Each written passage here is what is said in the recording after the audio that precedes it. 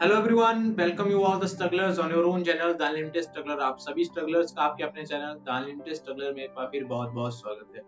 मैं संतोष कुमार सांख्यान एक बार फिर प्रस्तुत हूँ आपके सामने एक नया अपडेट लेकर के। अपडेट तो क्या है, बात वही पुरानी है। एनएफएससी का जो अवार्ड लेटर आया है उसके बाद डॉक्यूमेंटेशन का प्रोसेस है। तो डॉक्यूमेंटेशन प्रोसेस जो है उसमें किस तरह से डॉक्यूमेंट्स को फिल किया जाए, ये सबसे बड़ी दिक्कत आ रही है हमारे जो होने वाले पीएचडी स्कॉलर्स हैं या जो ऑलरेडी पीएचडी स्कॉलर्स हैं जिनको फेलोशिप अलॉट हुई है।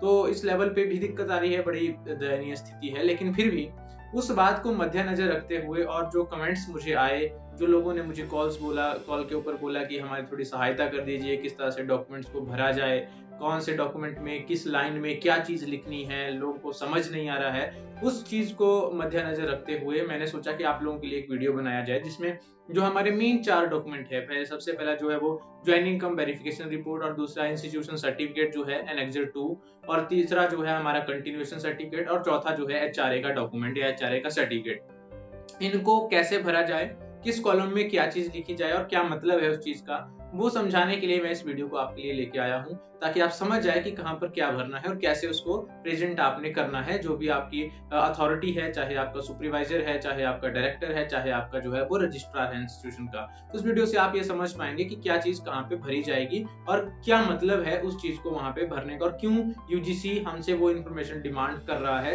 किसी पर्टिकुलर पॉइंट के पीछे क्या लॉजिक है। तो वीडियो को लास्ट तक देखें, लास्ट में लाइक जरूर करें, कमेंट करें, अगर आपकी कोई क्वेरी होती है तो शेयर करें अपने दोस्तों के साथ ताकि सबको इसका पता लगे, और सब्सक्राइब कर लें मेरे चैनल को ताकि एजुकेशन सेक्टर से रिलेटेड हर लेटेस्ट अपडेट आप तक जल्दी से जल्दी सबसे पहले मेरे चैनल के माध्यम से पहुंचे। तो आइए दोस्तों शुरू करते हैं। तो लीजिए दोस्तों, मैं आपको स्टेप बाय स्टेप बताऊंगा कि एनेक्सर 1, एनेक्सर 2 और एचआरए फॉर्म और कंटिन्यूएशन फॉर्म में क्या भरना है और कहाँ भरना है और क्यों इन्फॉर्मेशन मांगी गई है। लेकिन उससे पहले मैं आपको ये बता दूं कि इन सारे एनेक्सर्स के जो लिंक है वो मैंने वीडियो की डिस्क्रिप्शन बॉक्स में डाल रखे हैं, आप वहाँ से जो है वो डाउनलोड कर सकते हैं। तो आइए सबसे पहले शुरुआत करते हैं। Verification form come joining report for availing fellowship under the scheme. ये जो 2020-21 का नया फॉर्म आया है, इसको कैसे भरना है। देखिए, सबसे पहले तो आपने फोटो लगाना है अपना ऊपर, जैसा कि मैंने लगा रखा है। इसके बाद फर्स्ट नंबर कॉलम में आपने अपना नाम भरना है। मैंने आगे भर रखा है संतोष कुमार। अपनी डेट ऑफ बर्थ इसी फॉर्मेट में भरनी है, फॉर्मेट कोई भी हो चलेगा, लेकिन डेट ऑफ बर्थ आपने भरनी है। 12 डिजिट का आधार कार्ड नंबर आपने भरना है थर्ड कॉलम में। इसके बाद चौथा जो है उसमें आपने, अगर इसमें पूछा गया है कि आप एससी कैटेगरी से बिलोंग करते हैं, आपने यस करना है यहाँ पे। 5वें नंबर पे आपको अपना ई सर्टिफिकेट जो यूजीसी नेट का है उसका आपको नंबर भरना है यहाँ पे। ध्यान रखिएगा, यहाँ पे जो नेट का ई सर्टिफिकेट आया है उसका नंबर भरना है, ना कि एनएफएससी का। ठीक है। छठे वाला जो नंबर है इसमें आपको एनएफएससी के अवार्ड लेटर का यूजीसी रेफरेंस नंबर भरना है। इसके बाद 7वां जो है उसमें पूछा गया कि आपने कौन से साल में जो है अपना पोस्ट ग्रेजुएशन किया है, तो वहाँ पे आपने ईयर भरना है। मैंने जैसे 2016 भरा हुआ है। 8वें नंबर कॉलम पे आपकी परसेंटेज पूछी गई है कि कितने नंबर आपके थे, तो मैंने यहाँ पे अपने मार्क्स भरे हुए हैं 76.21%। आपके 90-100% जितना भी थे आप भर सकते हैं। 9वें नंबर पे पूछा गया है कि क्या आप एमफिल या पीएचडी कर रहे हैं, आपने यस करना है, और अगर आप एमफिल कर रहे हैं तो आपने एमफिल लिखना है आगे, अगर आप पीएचडी कर रहे हैं तो आपने पीएचडी लिखना है। उसके बाद आगे पूछा गया है date of admission for MPhil या पीएचडी की कौन सी डेट है, तो आपने डेट भरनी है जिस डेट को आपकी एडमिशन हुई थी। उसके बाद बात आती है 11 नंबर पे, whether registered for MPhil PhD. कई बार यूनिवर्सिटीज में क्या होता है कि डेट ऑफ एडमिशन और डेट ऑफ रजिस्ट्रेशन अलग अलग होती है, क्योंकि एडमिशन पहले दे दी जाती है लेकिन रजिस्ट्रेशन उस डेट को माना जाता है जब आपका कोर्स वर्क खत्म हो गया या आपको गाइड अलॉट हो गया। लेकिन हमारे यहाँ पे एक ही डेट होती है रजिस्ट्रेशन की भी और एडमिशन की भी। तो मैंने यस फॉर पीएचडी और आगे डेट डाल दी है, या डेट में यहाँ पे आप डाल दें जो भी आपका डेट रजिस्ट्रेशन का रहेगा। इसके बाद 13 नंबर पे पूछा गया है whether pursuing research through full time regular mode. Yes, आप फुल टाइम कर रहे हैं, पार्ट टाइम कर रहे हैं, तो ऑब्वियसली बात ये है कि आपको फेलोशिप मिलेगी तो आप फुल टाइम करना पड़ेगा, आपको यूनिवर्सिटी में जाना पड़ेगा, तो आप यहाँ पे यस कर दें। Whether engaged in any type of employment, या आप कोई पार्ट टाइम जॉब कर रहे थे या कुछ काम कर रहे थे, तो आप इसको नो कर दें, क्योंकि अब आपको वो छोड़ना पड़ेगा, क्योंकि एक साथ आप 2 जगह से पैसा नहीं ले सकते हैं एज पर द रूल। इसके बाद 15 नंबर कॉलम पे पूछा गया है name of the university where admitted for MPhil और पीएचडी।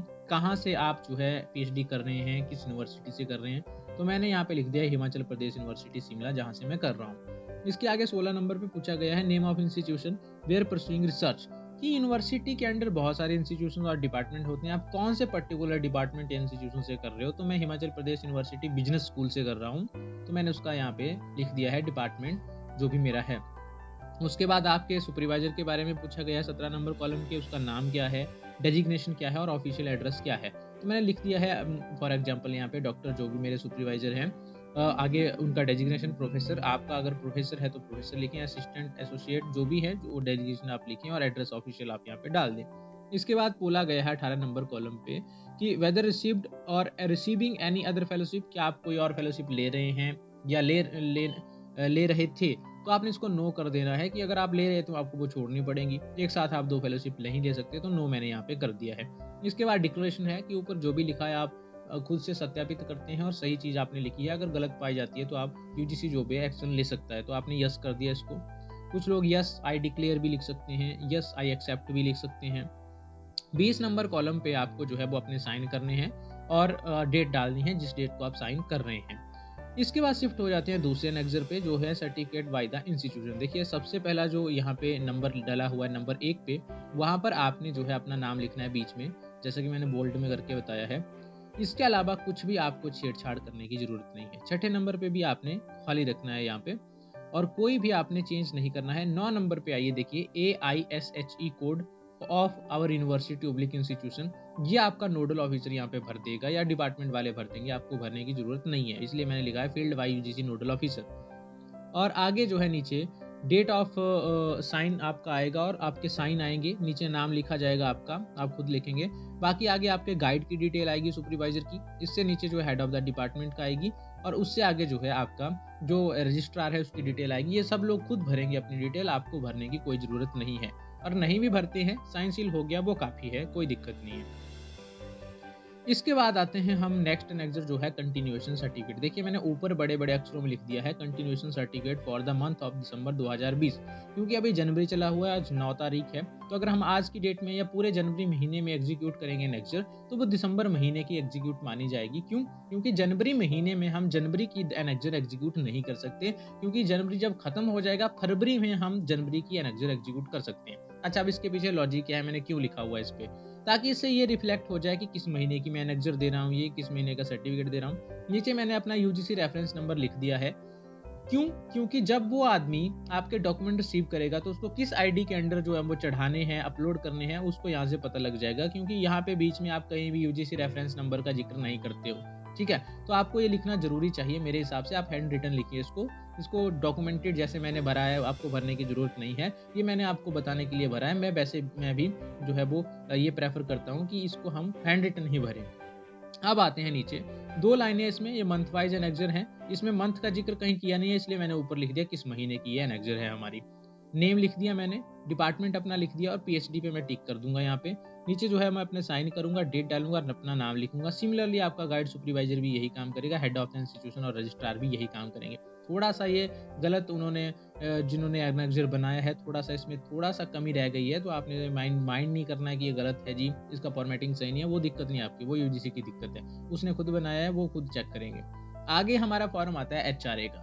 देखिए यहाँ पे भी मैंने लिखा है HRA certificate for the month of December 2020 की जनवरी में एग्जीक्यूट कर रहा हूँ तो दिसंबर का एचआरए मिलेगा, और यहाँ पे यूजीसी रेफरेंस नंबर मैंने लिख दिया। इसके बाद बात आती है जी, देखिए एचआरए सर्टिफिकेट, जो सर्टिफिकेट नंबर 1 है उसको मैंने क्रॉस कर दिया है, क्योंकि ये अपने मतलब का नहीं है। क्यों? क्योंकि यहाँ पे लिखा गया है इसमें paying rent of rupees, house rent मैं पे कर रहा हूँ तब मैं इसको भरूंगा, और मैं हाउस रेंट नहीं पे कर रहा हूँ, और अगर मैं हाउस रेंट पे कर रहा हूँ तो उस केस में मुझसे रेंट एग्रीमेंट मांगा जाएगा जो मुझे प्रोड्यूस करना पड़ेगा। तो बहुत सारे लोगों के पास नहीं होता है, तो मैं इसको क्रॉस कर रहा हूँ कि ये मेरे काम का नहीं है। नीचे सेकंड नंबर पे है certified that mister Santosh Kumar is staying independently, वो इंडिपेंडेंट रूप में रह रहा है, कहीं भी रह रहा है, यूनिवर्सिटी के बाहर रह रहा है, चाहे 10 किलोमीटर दूर रह रहा है, चाहे 50 किलोमीटर दूर, उससे मतलब नहीं है, और उसको एचआरए जो है वो 2000 रुपये प्रति महीने के हिसाब से दिया जाए एज पर द रूल। और दूसरी बात कि ये आपकी सिटी के हिसाब से वेरी करता है, हमारे यहाँ 2000 है तो हम 2000 भर रहे हैं। थर्ड भी मैंने क्रॉस कर दिया, क्योंकि थर्ड जो है वो सिंगल ऑक्यूपेंसी के लिए है, कि अगर आपको हॉस्टल में सिंगल ऑक्यूपेंसी नहीं मिलती है, आपको ड्यूल ऑक्यूपेंसी में रहना पड़ता है, तो उस केस में भी आपको यूजीसी को एचआरए देना पड़ता है, क्योंकि एज पर द रूल जो है वो पीएचडी होल्डर को सिंगल रूम मिलना चाहिए। तो उस केस में अगर देखिए एचआरए आप तब क्लेम करेंगे या तो आप डबल कैपेसिटी में रह रहे हैं हॉस्टल में, या तो हॉस्टल में बिल्कुल नहीं रह रहे हैं, ठीक है। तो अगर आप हॉस्टल में नहीं रह रहे हैं तब आप सेकंड वाले को भरिए। अगर हॉस्टल में रह रहे हैं और ड्यूल कैपेसिटी में रह रहे हैं तो थर्ड वाले को भरिए, और अगर नहीं रह रहे हैं तो आप इसको क्रॉस कर दीजिएगा, क्योंकि हॉस्टल में रहने वाले को और सिंगल ऑक्यूपेंसी में रहने वाले को एचआरए नहीं मिलता है। नीचे आपको अपने साइन करने हैं, नेम लिखना है, डेट डालनी है, नीचे अपना पूरा नाम दोबारा लिखना है क्योंकि एनेक्जर में बोला गया है। इसके आगे हेड ऑफ द डिपार्टमेंट के साइन सील होंगे, नाम लिखा जाएगा, सिग्नेचर होंगे, और आगे जो है रजिस्ट्रार के साइन सील और नेम होगा, लिखा जाएगा। आपका गाइड का इसमें कोई रोल नहीं रहता है।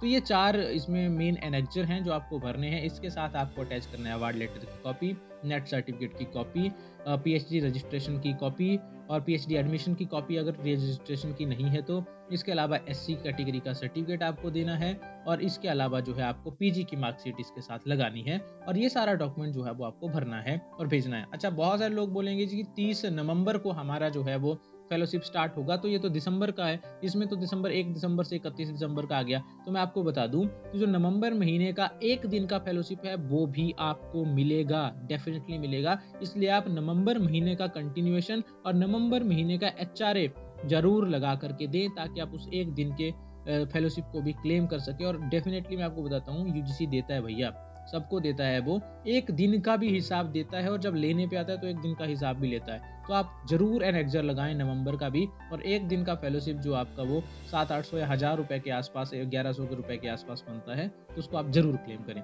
तो आई होप आपको वीडियो पसंद आया होगा, कंटेंट अच्छा लगा होगा। अच्छा लगा तो लाइक जरूर करें, कमेंट करें, अगर आपकी कोई क्वेरी रहती है तो शेयर करें अपने दोस्तों के साथ, ताकि सबको इसकी इन्फॉर्मेशन का पता लगे। और सब्सक्राइब कर लें मेरे चैनल को अगर आप नए मेरे चैनल पे, ताकि एजुकेशन सेक्टर से रिलेटेड हर लेटेस्ट अपडेट आप तक जल्दी से जल्दी सबसे पहले मेरे चैनल के माध्यम से पहुंचे।